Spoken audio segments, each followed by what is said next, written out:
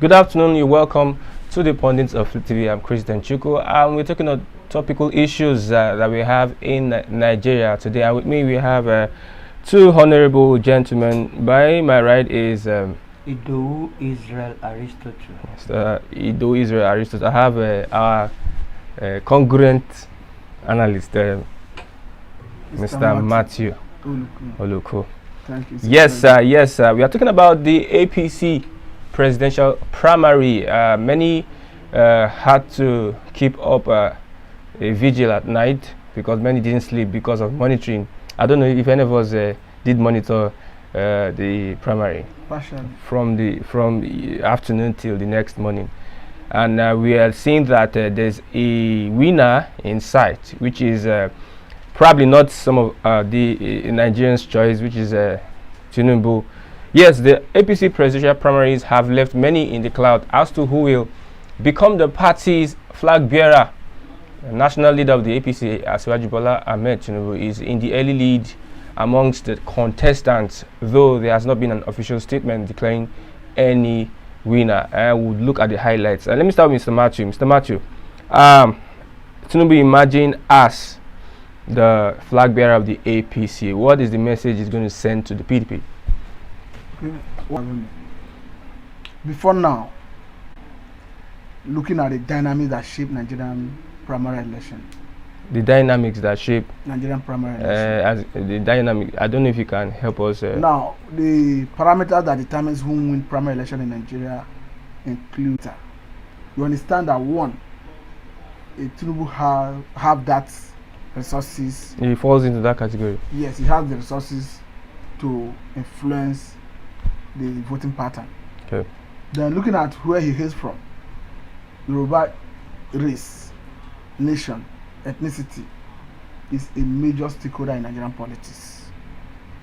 Then if you look at his political clout, you agree with me that in APC, looking at his foot soldiers in APC, and if you look at how the leadership of the two National Assembly came on board, the Senate President Ahmed Lawa and the Speaker of the House of Representatives Mr. Bajabiamila, you agree with me that he played prominent role in their emergence. Though I agree that the way it stands, statutory delegates were not allowed to vote. The appeal so court, that would have, to a large extent, given him more advantage. But however I look at it, from the day one, I knew he is a man to beat. So, the question is, what message is Ginzi going to pass to the PDP? The message is going to pass is one, PDP, to them, I don't think it will come to them with a shock. But I believe they already knew Tinubu is a man to beat in that primary. But he's going to force PDP to the drawing board. He's going to make them have a strategy on how to go about the general election. And when Atiku emerged the flag bearer of PDP, even as Siwaji Bola Tinubu himself addressed him as a formidable candidate. So to that extent, not just formidable candidate, including P2B. Let me pass the question to Aristotle. What message do you think is going to pass to the PDP? It has that whenever there is a contest of this nature, that is a presidential for that matter, the two opponents, the two gladiators must have, like Mr. Matthew used the word, formidable opponents. And I think, like he has equally said, PDP would not be found wanting or be surprised that a Tinubu who has all the structures at hand, which is why he insisted in the first instance that there shouldn't be a consensus, that there should be a democratic process, because he's aware, he knows that whichever way you go about it, he will come out victorious at that convention. And most credit goes to the 13 APC primaries for making this democratic process possible. The 13 APC governors. The 13 APC of the party, a situation that will have led to not us having this democratic process that we've enjoyed in the past 24 hours, because ordinarily this is the first time in the 7 years of this 8 years administration of APC where they will have a very plain process of selecting, electing or choosing people into different nomenclatures and scenarios. So, and we are grateful that at least they are giving us a formidable opposition to Atiku, who has been a veteran. I don't see Tinubu formidable to Atiku. He is because Tinubu and Atiku, if you want to say it today in this country, the two strongest political gladiators in this country are the two people going against one another. Atiku has been contesting in this for presidency of this country, the whims going about it, and he has Mr. never. Martin, do you agree Tinubu is formidable opposition to as a person? I think, however I look at it, Tinubu is a man to beat in the general election, and Atiku is a man to beat in the general election. Because if you look at the nature of Nigerian politics, almost all is a game of number. So that takes me to the result of 2019 election, the voting pattern of the zones. If you check a review of the 2019 election, you understand that the Northwest had 4.2 million votes. The North Central had 4.4 million votes. The Northeast has 4.3 million votes. Southwest, where Tinubu is from, has 3.8 million votes, as against the 4.3 million votes that comes from the Northeast, where Atiku is from. Then the South is had 3.2 million votes. Then finally the Southeast had 2.09 million votes. Like I just said, that sentiment do not. The reason why I said Tinubu does not stand Atiku because of the base and where he hails from. That's what what you said. If he's the South will just have. That's what I'm driving. Okay. That's what I'm driving to. So if you go further to vulcanize the Nigerian political landscape, vis-a-vis who will win the election, I understand that the reason a Tinubu formed an alliance with the Kano State Governor Ganduje, even right from the beginning, is because of the voting strength of Kano, and not just in the general election, but even in this primary. You understand that Kano has almost the largest delegates. So to that extent, Kano is a big catch for any aspirant and candidate, as the case may be. But the dynamics in general that may have worked for Tinubu in this primary, but the dynamics may not be the same in the general election, because the entrance of Senator Kwankwaso with the new NNPP, Party, yes, in the NNPP, is going to change the voting pattern of Kano State. Okay. I'm trying to analyze it further, that if in the 2023 election we are likely going to see a situation in Kano where neither PDP nor APC will win both the gubernatorial position, the general election in gubernatorial position, even as Ganduje as the Kano State Governor. Yes, look at the reason. If you look at the nature of any state, you have 3 senatorial districts in every state. Now in Kano State per se, Kwankwaso was a 2-term governor of Kano State and a senator. Shakao, a 2-term governor and a senator. Ganduje, the current governor. The way it stands, Kwankwaso and Shakao are already in NNPP. And before Shakao decamped to NNPP from APC as a result of infighting that came out from disagreement over who should own the party structure, even the governor, Ganduje, prevailed on him, made a promise that the president wanted to see him, and offer he turned down. What am I trying to say? I'm trying to say that if you look at the 2019 election, you understand that APC narrowly won the candidate of PDP, and this is what Kwankwaso and Kwankwasia movement did, independent of even Shakao, who was then in APC. Okay. So now that Shakao is forming an alliance with Kwankwaso, I'm saying that logically, neither PDP nor APC will win that state. Okay, let's look at the candidates, the aspirants in the APC. Like what happened with Tambuwal and Wike. The chairman of the People's Democratic Party said Tambuwal was the hero of the primaries. Who now do you see as the hero of this primary? Let me start with Aristotle. The hero of this primary, the APC primary. The hero of the primary is the Jagaban himself, because he had a pre-knowledge of what might likely pan out.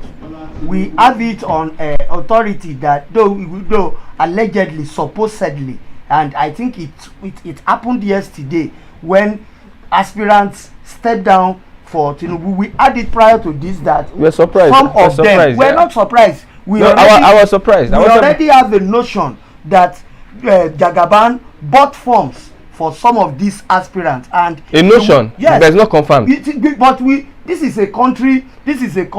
I always tell you, this is a country where whatever behind every lies there is an onus of truth in this country. Any information, any rumor that you have always come out to be treason, and we got it. I think I said it on your program here that about 9 other persons Tinubu bought form for them, and if you can confirm it, yesterday 9 aspirants stepped down for Tinubu. 9 if you count them, and these are people. No, I would disagree. If you say Tinubu bought form for them, do you agree with that? There's a possibility he bought form. We have 2 politicians. Whether he bought form, we have 2 politicians here. This or not is not the issue. The issue is politics is all about game of interest. Politics is about alignment, realignment, and realignment. Because if you look at, as politicians, we always tell you, especially in Nigeria, that there's no permanent friend, there's no permanent enemy, that what is permanent is the interest. So for them, I mean the political gladiators, as long as his interest is being protected in a particular group, in a particular caucus, in a particular political party, I think the person will pitch his so who do you think is the hero of the primary? The thing is still crystallizing. Tinubu, that is the hero. Of course, he's entitled to his opinion, but what I'm trying to tell you in essence is we are yet to understand who did what and who did not do what. Though I can understand we can see that some people stepped down. The way Tambuwa stepped down for Atiku. I know the governor of Jigawa State stepped down for Asiwaju Bola Tinubu. I know the former Akwa Ibom State governor in the person of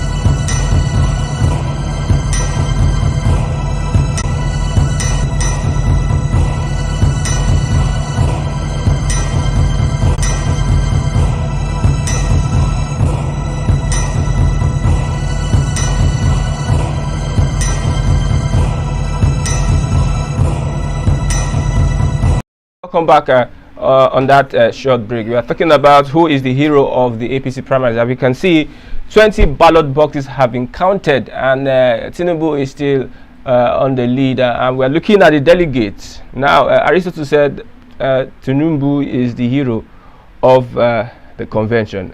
I don't see it like that, but that is your take. I don't know if you can buttress that. He has his own permutations already, and like I told you, the governor of Jigawa State is one of the main instruments. You know, like you said, some of these persons, their loyalty to Tinubu has been untainted all along, and majority of the 9 persons that stepped down, 9 aspirants that stepped down for Tinubu yesterday, they are so loyal to him that peradventure there is no agreement between them ab initio. They may not have even bought the form or contest in the first instance. They will just support the Tinubu, but some of them are coming out. Some of them went to the extent of buying the forms so that they use the politics. Why I said Tinubu is the hero is the fact that at least look at them. You have about 23 aspirants contesting for one office, and you have about 9 stepping down for one aspirant, and that has given you a leverage to know that such an aspirant has planned ahead of plan ahead of a situation like this, where it will be necessary to soar up and boost the morale of your support when you have people that are credible, that already have their accounts, stepping down for you and boost your own agenda. So I think all along Tinubu already had plans with some of these aspirants initially, and they have a gentleman agreement that when push come to the shove and when we get to that space, if it necessitates that it is you that you are the frontline candidate, we will definitely support you and will come down for you. And that was what panned out yesterday. That was why you see that people like Fayemi, the chairman of Governors Forum, who people have seen that will be adamant, people like Akpabio, who immediately was the first person that resigned as a minister just because he claimed that he wants to contest. You understand? All these people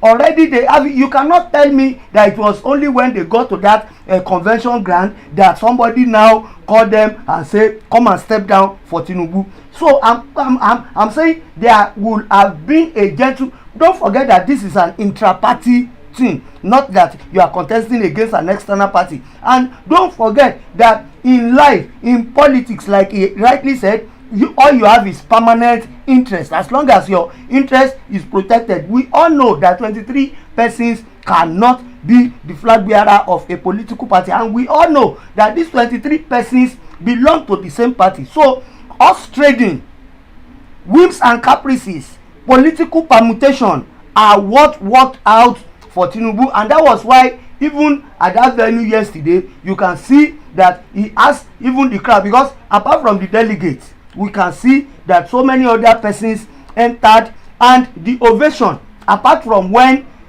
Professor Yemi Osinbajo made that beautiful catchy speech that everybody has to, you understand? Okay, we'll come to the speech. We didn't see the president exerting his influence. We thought that the president was going to be influential in this process. What do you think?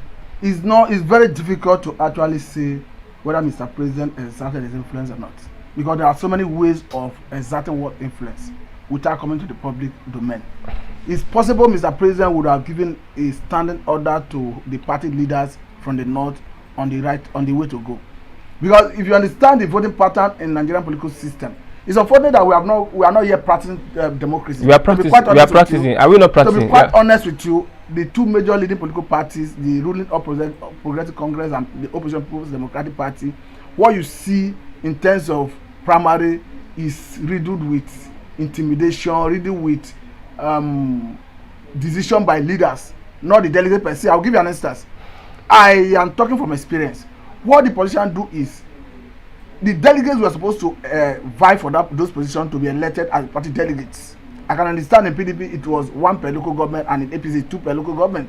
Now, what they do is somebody somewhere sit down somewhere to write the list of delegates. And somebody will sit down. Yes. Normally it should be an elective position. Yes. Can you remind me anytime anywhere PDP and APC had their delegate primary where they voted for people who represent the local governments in terms of delegates?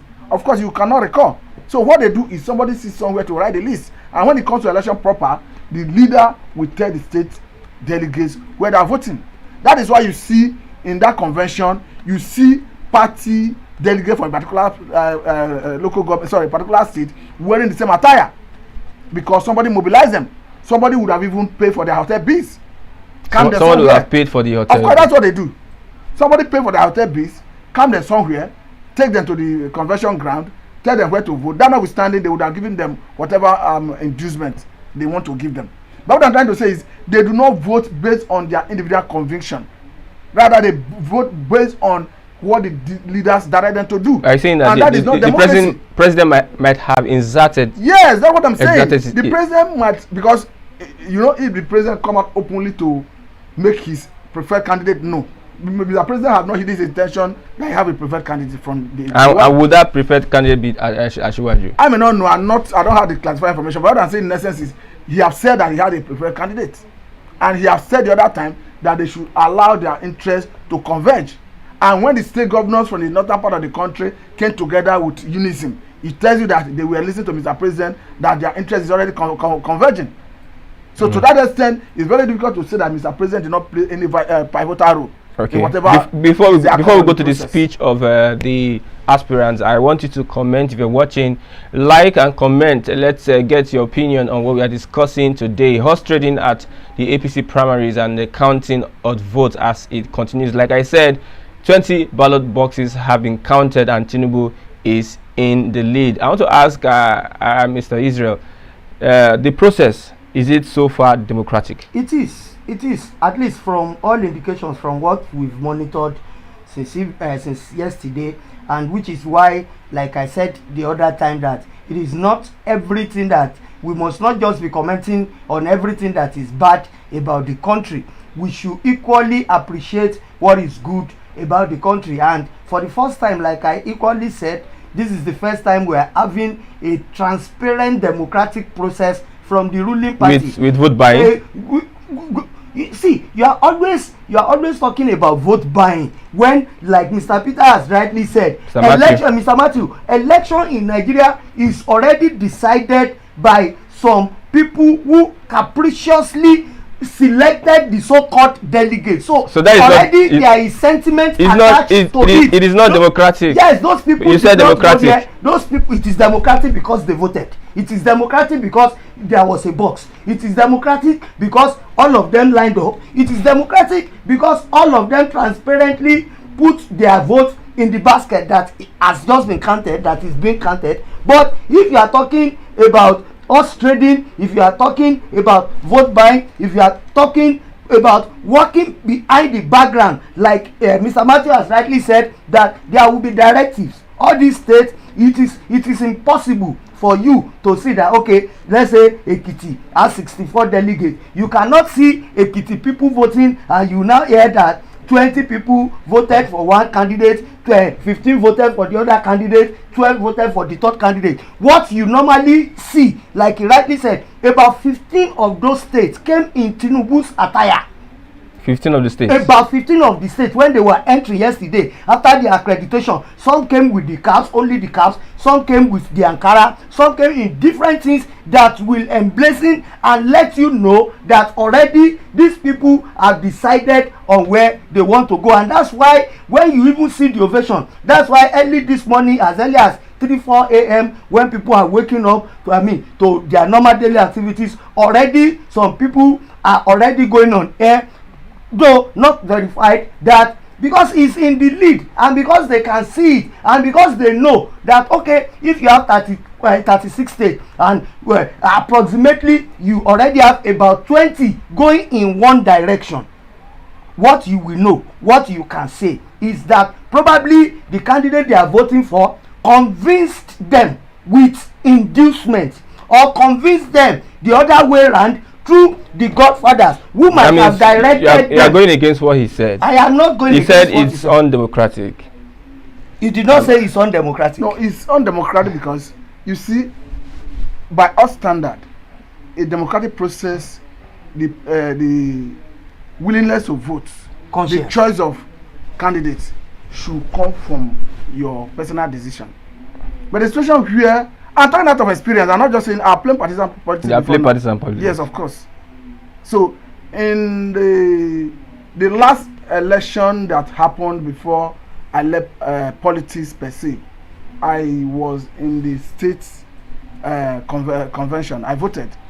So I'm talking out of experience. You were a delegate. Yes. That means so we'll see later because I know the delegates they get some. He's not currently a delegate now. Okay. What I'm telling you is from this current one. Okay. More than 2 dispensations ago. So what I'm trying to say is a former delegate. Because now we had $50,000. What I'm trying to say is, okay, I'm talking out of experience. Okay.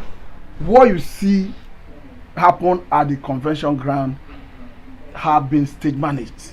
Stage managed. Yes, because the delegates, if they were to vote their conscience, if you look at the speech of the vice president, he was telling them that the decision you take today will determine the answer to your prayers. That about 2,000 something delegates is going to determine the destiny of the country. So what I'm trying to say in essence is, it's not democratic because people are not allowed to vote their will, to vote their conscience. Rather, they are subjected to follow a particular trajectory by their political leaders. So for me, it is undemocratic. Yes, we have not gotten there. So the only time you can say we have gotten there is when we have a situation where if APC or PDP or any other political party for that matter wants to elect their delegate for the purpose of primary election, they do it in such a transparent manner because the rigging starts from where they start writing the delegate list. You make the vote, the election of the delegates transparent so that people come out to vote to be delegates and they are voted for in a transparent manner. Once you do that, Go and check what happens. You discover that all the delegates, because normally you use money to obtain funds to vie as a delegate, but the political leaders will buy up all the forms, fill the forms, submit their names. There was allegation that some persons were trying to even substitute delegate of some persons.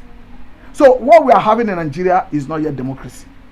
To be quite honest with you. Do you have anything to refute? I have always told you that what we have been practicing is pseudo democracy, because conscience has never been allowed to judge and decide who votes, and that's why I always tell you that this concept of consensus is a surreptitious and subtle way of undemocratically forcing and imposing people on us. But the process they've given us yesterday, they've shown us that, okay, what do you want? You don't want consensus, Abi. You don't want us to name somebody, but okay, let us bring everybody together. Let us put everybody on live TV, but we will give a directive as to who they will vote for. And when the person comes out, you cannot say it's not, because you cannot go to court. If you want to use literary English, you cannot say this is a non-democratic process. It is just because you are using a moral term. It is the morality of the process that you are calling undemocratic. But the literary meaning of what they did yesterday was an indirect election where you choose your party flag bearer and where delegates voted and lined up. So at least for the first time in their lifetime, they were able to bring people together to prove and show sanctimoniously, yes, let's use that word, sanctimonious, pretending to be holy, pretending to be democratic, pretending to be real, but at least they've been able to show us that, okay, this is not a consensus thing. This is an indirect elective means of choosing our party flag bearer. And what will have surprised people will have been, peradventure, the named consensus candidate by the chairman won, or peradventure in the midst of the process it was stopped, truncated, and there was a pronouncement from probably the national leadership or the national working committee that the process has been seen not to be just and not to be true, and they will now go to a consensus and they will now impose someone. But what you have seen so far is that as at around 6:20 a.m. when election ended, there are 40 boxes, and that is what they are counting. So they have been counting from the boxes. They did not come and tell us that there was a meeting behind closed door, or there was a consensus somewhere. There might have been a meeting, because it was supposed to start by 6. They started. I don't know who was privy to. What I'm trying to say is that whether there will always be meeting behind the closed doors. But what I'm trying to tell you is that the process is said to be democratic, literally. Okay. Literally. What our eyes can see. Yes, literally, we have seen that they did their hands into the bucket and they put votes there, and the votes were retrieved and counted. So literally way of the definition of democracy is what was displayed yesterday. But sanctimoniously, like Mr. Matthew said, it is undemocratic because they did not vote their conscience. It is undemocratic because already they have a directive as to where to go. It is not that when they got there that they now decided that, okay, because had it been, see, Nigeria has been so bad. Like 4, 5, 6 months ago on social media, I watched a small boy, a 6-year-old boy, contesting for primary 6 head boy. And if you see the oratory prowess, the vibration, the technique at which the boy, talked and convinced others, you will believe that that boy will win the election. Okay, but you will be surprised that the small girl that won the election, the father bought biscuits and mineral for the children. So the children prefer to vote for the girl that the father induced them, and not the boy that convinced and interested. So you will see that the process has been so rotten from ab initio. And until 2023, after 2023, if by 2027 we have a more sane or more egalitarian process, then we can now say we are getting there. But for now, like I told you, anything that comes out from the two parties is out of vote buying, is out of conviction, and is out of selfish mindset. Okay, we are coming. We have a breaking news. Bola Tinubu, Rotimi Amechi, Emil Osinbajo. Some of the results. We have some of the results here. Bola Tinubu 1,070. Rotimi Amechi 238. Yemi Osinbajo 177. I was expecting Yemi Osinbajo to go ahead of Amechi. Everybody was expecting that. In fact, everybody was expecting a close race between Tinubu and Yemi Osinbajo. So that is why I was telling you that it is yet to be understood what actually transpired behind the scenes. And who influenced what? Understood the role Mr. President played. It's just to be understood, because what I would like you to know, Mr. President may have given directive to people who are loyal to him behind the scene. Because from the word go, Mr. President have not hid his intention to determine who succeed him. Even at the level of the stakeholder meeting where he had meeting with the governors, he made his intention abundantly clear that they should give him the prerogative of deciding who succeeds him. But what I'm trying to say in essence is, the thing is still crystallizing. It's very clear that Asiwaju Ahmed Bola Tinubu is taking the day. Yeah. Now we may be gradually moving into the general election, so we'll start looking at the indices and the dynamics. Okay, Yemi Osinbajo 177, Ahmed Lawan 102, Yaya Bello 25, David Umahi 20, Ben Ayade 21, Ahmed Sani 3, and void votes 8. Let's look at some of the aspirants. Let's look at the speech of Bakari. Bakari, he said he was going to be the 16th president. He was very sure. He made the affirmation yesterday. I was surprised when look at what is happening. Look at. I was surprised when I saw Tunde Bakari as an aspirant. I was surprised what motivated him to spend a whopping sum of. He has been speaking through faith. You understand what I'm saying? Faith without work is dead. Faith. Yeah, he bought the form. He bought the form. The work is not the form is not the work. The work is having the confidence that you are part and parcel of who determine who will vote. You don't build something on nothing and expect it to stand. For me, I was surprised. I didn't know what is his motivation, perhaps because maybe he was relying on the express order from Mr. President in terms of consensus. Don't forget that before they arrive at how the consensus should be in the Electoral Act, there was so much fight between the executive and the legislative arm of government. The executive had wanted a situation where the leadership of the party will have the unilateral ability to determine the consensus. That was against the position of the National Assembly, and before it had, as at the time they arrived at compromise, it was decided that if you are looking for consensus, all the aspirants must consent in writing. If there is any of the aspirants who refuse to consent in writing, it means everybody will go to primary, and that's what we saw in this case of APC. So for Tunde Bakari, I see him as somebody who wasted his time, wasted resources. Does he look like someone that's wasting? He has been on this for a long time. For me, I think if he's called by God, I believe he's called by God. I believe he's more honored to serve in the vineyard of God, on the altar of God, rather than jump into politics. Because I can categorically tell you that for somebody who is called by God, the job of that ministry is enormous, that you don't even have more time or any other time. Yemi Osinbajo, an example. And nobody made me a judge. But I'm trying to say that if I were in the position of Osinbajo as a pastor, in the position of Tunde Bakari as a pastor, I will not jump out of the pulpit into the political arena. What is your take on that aspect? You know, when you say aspirants, in English you said some people are aspirants until you have a candidate. A candidate is the flag bearer of a party. So anybody can be an aspirant. Anybody can aspire to become anything. But like Mr. Martin rightly said, you cannot build something on nothing. So for you to be an aspirant means you have the requirements, what it takes, the structures, the logistics, you understand, the foresight, and the human mechanisms that will ensure the efficacy of your action. But like I said, aspirants can be anybody. Some of those aspirants, I am aware, bought the form for relevance purpose. Some of them, but because like Senator Boniface Ajayi from Ondo State, he knows, I know he cannot win the primary. I know he knows that even if he wins the primary, he cannot win a general election. But he still bought the form. Look at Jackson Rich.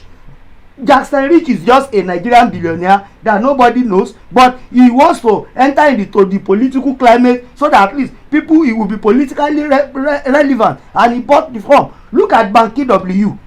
He's a musician. You understand? And he has joined the fray of politics. So that does not mean that because you aspire, you wanted to be somewhere. And that is why aspirants, there is this term you use, that when the boys are separated from the men, and that's why when you have a competition, you are calling you have group stages. Pastor Bakari a boy. I said when the boys are separated from men, is a literary term. The boys are separated from men because, like in a football competition, when you want to start a tournament, you have group stages, and everybody then were boys during the group stages, until when you finish the group stages, you come to the elimination stage, the quarter final. That time, the boy that I mean is not the age of the boy, but that, you understand, you will separate, you understand, willingness, you will separate assiduousness, you will separate people that commitment, you understand, because it is not the same. Some of these people, some of these aspirants that you are talking about, look at Yemi Osinbajo. It got to a time, Professor Yemi Osinbajo, though I know he used the logistics of presidency to do that, but it got a time that Yemi Osinbajo was busy going everywhere, going to 2-3 states in a day. Tinubu was traveling everywhere, was in every state, but most of these people just collected the form and put it on paper, just snap with it. They did not go anywhere, they did not convince anybody, they did not have structures, they are not rooted, and they are expecting to win election. Look at my brother, my friend, my comrade brother and friend, where Yele Sowore is busy condemning people on paper. He's busy looking into the faults of others, and he's contesting for president, but he's not going places to convince people. So how do you expect such a person to win an election at the general election? If you are bringing in Sowore into this, is a different topic entirely. What I'm trying to tell you is that, like we have rightly said, Pastor Tunde Bakare is an aspirant, not a candidate. And if you say he wasted his money, he did not see it as a wasted money. He see it as another opportunity for him to continue to be relevant. I think there is this actor, I've forgotten this Igbo actor that went on here. That went on Yul Edochie, that went on here to claim he has a second wife, going against his father's dictate that polygamy is bad. Eventually, he came to tell us that when he said he wanted to contest for governor, nobody noticed him. When he said he wanted to contest for president, people did not even talk about him. That now that he said this, he trended and he has about 10 million views and all sorts of things. So many people do some things because of other means and other intent. The intent of Pastor Tunde Bakare, to me, is not to become the president of Nigeria. Let's take a look at Yaya Bello. Yaya Bello is someone that is not happy with the process. He shunned the chairman. If you watch that video, I never expected the Yaya Bello to win the election. Very angry, very angry. Personally, to be quite honest with you, I never expected Yaya Bello to win that election. I've always said it, that Tinubu is a man to beat in that primary.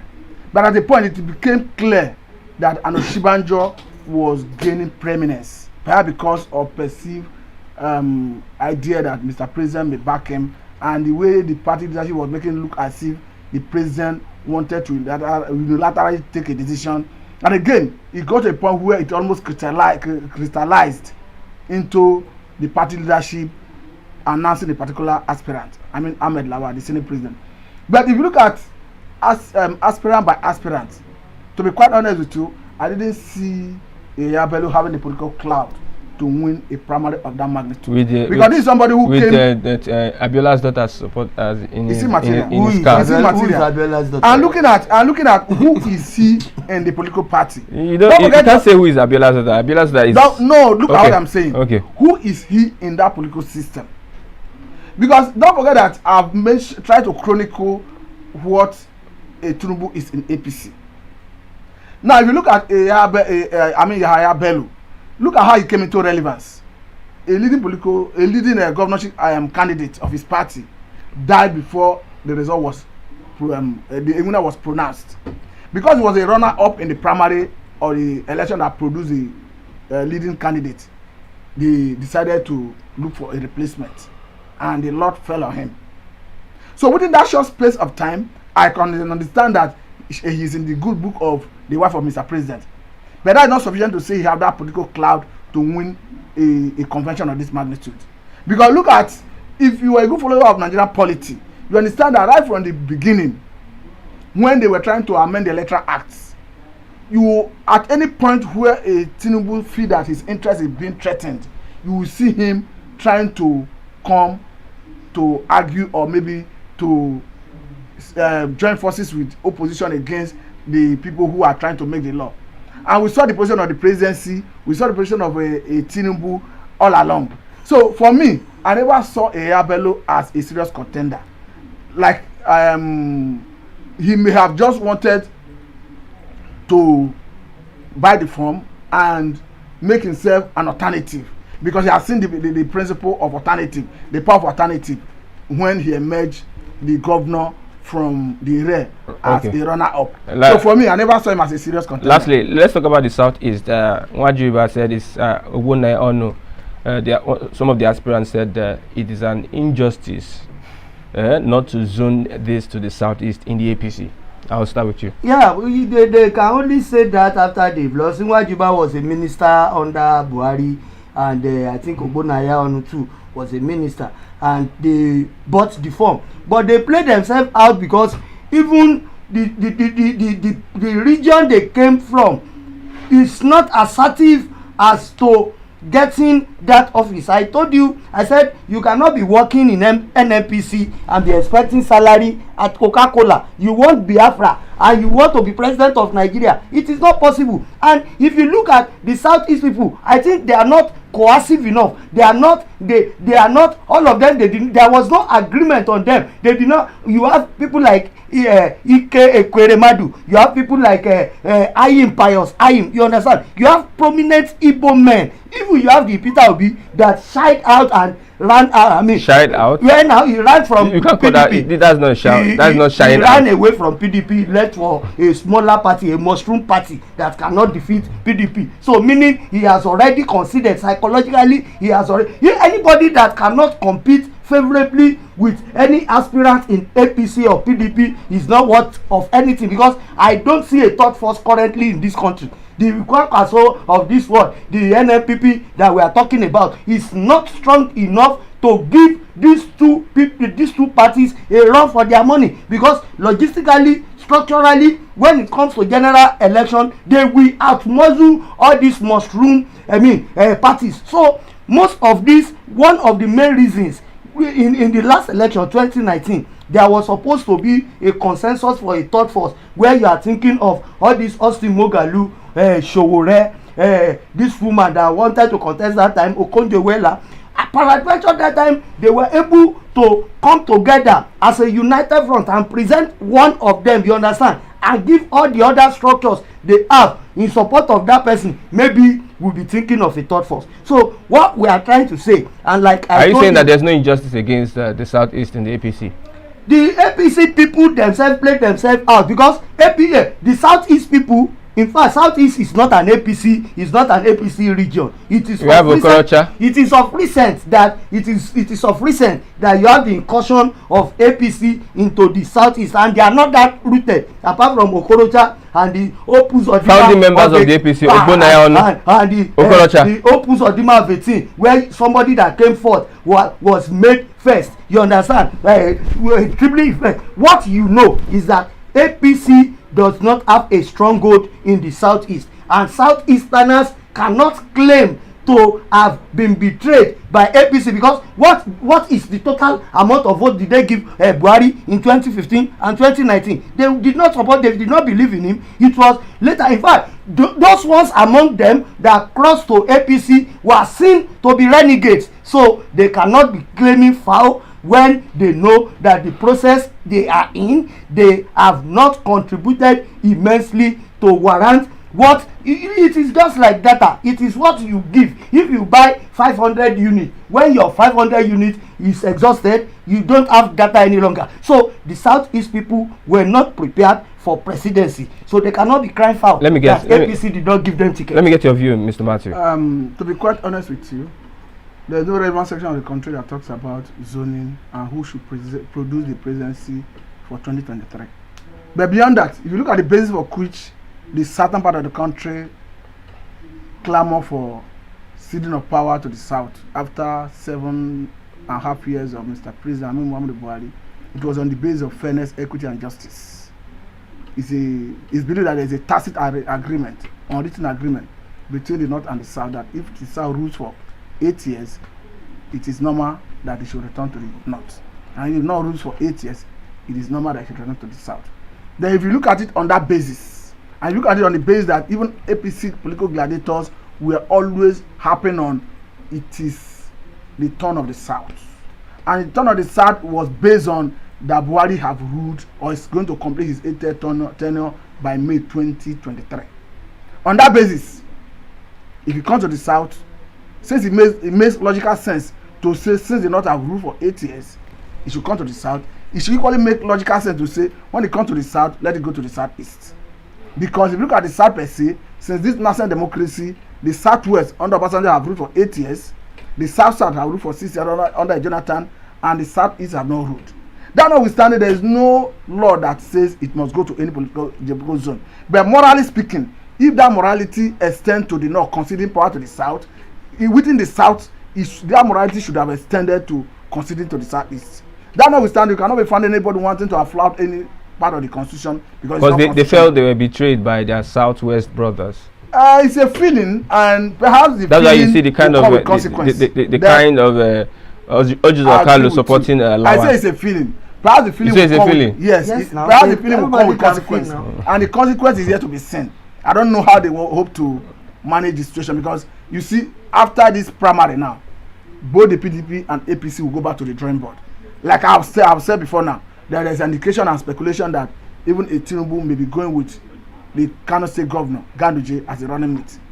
That I don't know how they Muslim ticket. That I don't know how they hope to manage. Muslim ticket. There's that speculation. We are too mature for that. So what I'm trying to say is, it depends on how APC manages the situation and how PDP manages the situation that will determine how the vote in the South will be swayed. So that is what I see it. Okay, let's come to the end of the program today. I will say thank you, Mr. Matthew, and also Mr. Israel, for being part of the program. Yes, the votes are still counting. If Tinubu is a little over, is he a little? Is 1,000? He has more than 1,000. Yeah, he has more than other combined. So probably we can safely say he has won. Yes. Out of 2,200 something votes, 2,233. he has pulled 1,000 plus. We can say Tinubu has won. The closest person to him has 200 plus. If it's a game of number, and if the figures we are seeing is a reflection of what is happening in Abuja, yeah. So one can extrapolate on that. Can there be any surprises? I am not thinking so. Can the president come and say, no more? I don't think so. I don't think he would. I don't think he would. The process. He has already given room for the process. I don't think he can truncate the process. Because some people are having that hope that there can still be something else. I don't think so. Okay, yes, we have come to the end of the program. Pundits on Flip TV. I'm Christian Chiku. Thanks for watching. Don't forget to like our videos and also subscribe to our YouTube channel. We are on Instagram. We are still live on Instagram. Monitor the elections, the APC primaries on Instagram, Flip TV NG. Follow us on that page. You see as we monitor the elections. Thank you very much, my honorable guest, Mr. Matthew Pianose, and also Mr. Israel. Always a pleasure. Bye for now. Thank you. It's a pleasure.